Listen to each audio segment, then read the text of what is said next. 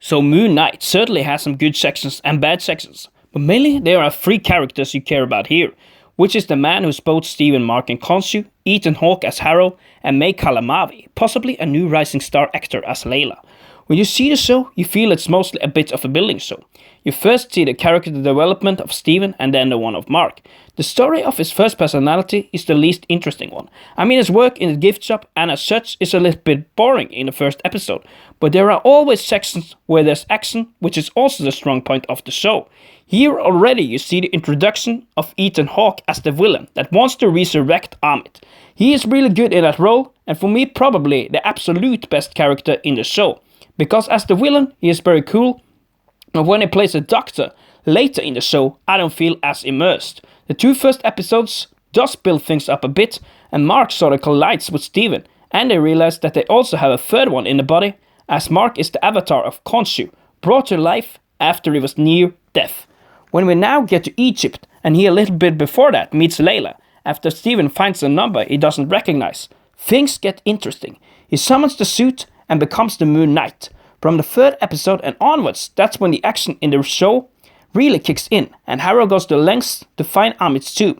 Layla and Mark also goes out to find the tomb. After Mark first escapes away to Egypt, Layla suddenly shows up and says to him, "I'm only doing this for myself."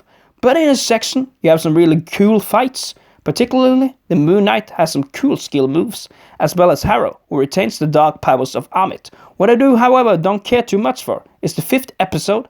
Although it explains a lot why Stephen came to life as a new personality for Mark, they share their memories and their hearts are put on a balance in the scales, which is a usual feature of Egyptian mythology. They end up at this asylum with Harrow, which is now a doctor, and of course this seems to be the afterlife, after Stephen and Mark are shot dead.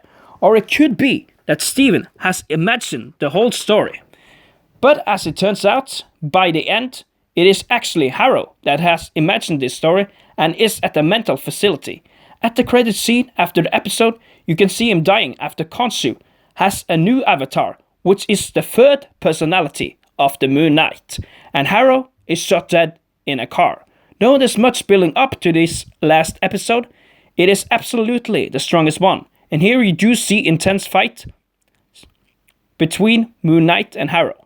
And also Layla, who now has got the ability of Taweret, now becoming Scarlet Scarab, and somewhat an Egyptian superhero. You also see Khonshu, how he is really a bad guy exploiting Mark's desperation and pain into his own killing machine.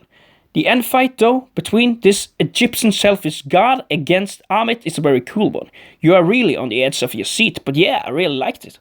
Also, the overall music choices are really good and they really fit. Like when they get to Egypt from the third episode and onwards, you do get this doomsday music that really gets you in the right mood and kind of makes you escape to the ancient and beautiful world of Egypt. I feel this is actually really clever, but I feel they also should have thrown in maybe a little more action. Then I certainly would have been more pleased because there are way more dialogue than actual action.